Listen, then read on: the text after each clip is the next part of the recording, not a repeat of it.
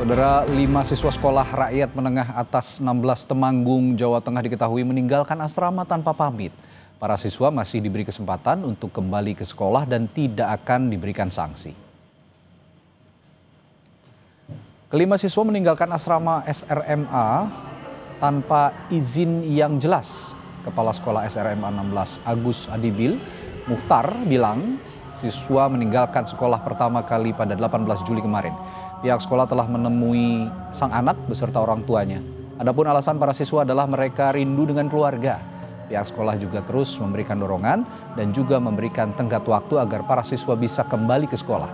Hingga saat ini, dari 5 siswa yang kabur, 2 diantaranya telah menyatakan akan kembali ke lingkungan sekolah.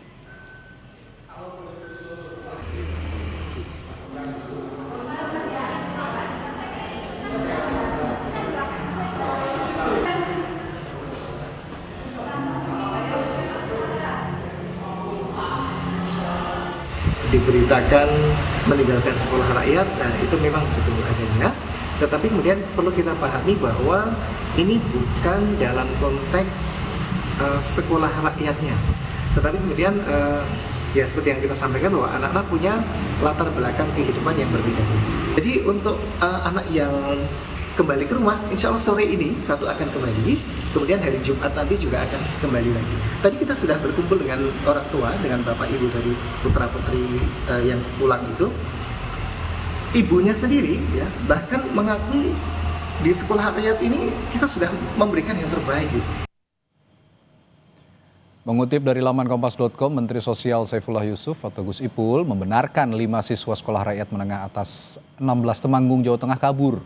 Dirinya menyebut kelima siswa meninggalkan asrama sekolah karena tidak kerasan dan rindu untuk pulang ke rumah.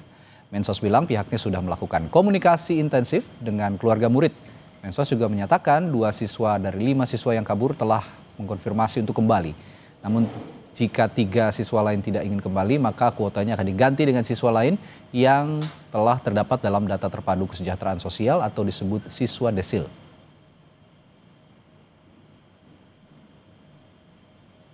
Pemerintah melalui Kemensos resmi memunculkan program sekolah rakyat, sekolah gratis berasrama yang ditujukan untuk anak-anak dari keluarga miskin hingga miskin ekstrim.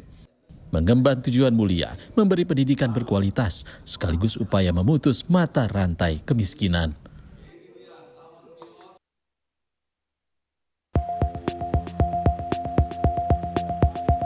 Selain menggunakan gedung milik Kementerian Sosial dan Pemda yang telah direvitalisasi untuk sekolah rintisan sementara, pemerintah juga akan membangun gedung baru di lahan seluas 5 hingga 10 hektar.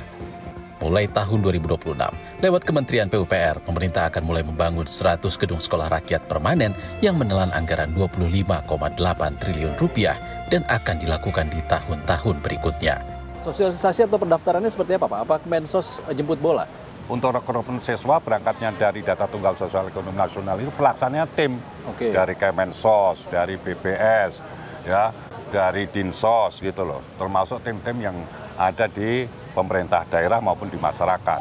Jadi data dulu, baru kemudian kita melakukan ground check, gitu loh. Kalau kemudian memang ini memenuhi syarat untuk menjadi calon siswa, ya kemudian kita daftar, hasil semua pendaftaran ini kemudian kita bawa ke bupati atau wali kota mereka yang taken.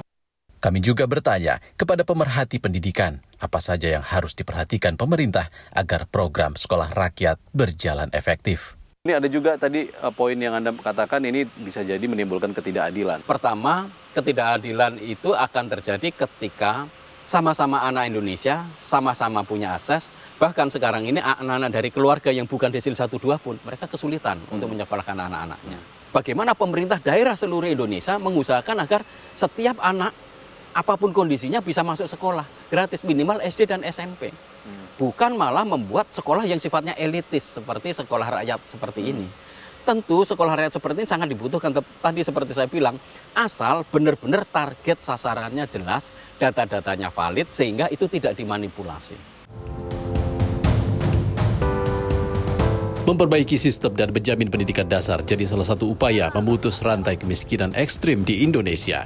Namun butuh komitmen pemerintah dan masyarakat, jangan sampai program sekolah rakyat justru tak tepat sasaran dan menimbulkan kesenjangan kualitas antar sekolah. Nah, sekolah rakyat ini diketahui menjadi harapan baru bagi warga miskin. Namun di Temanggung ada 5 siswa sekolah rakyat menengah atas 16 di Jawa Tengah ini diketahui meninggalkan asrama tanpa pamit dengan alasan tidak kerasan katanya.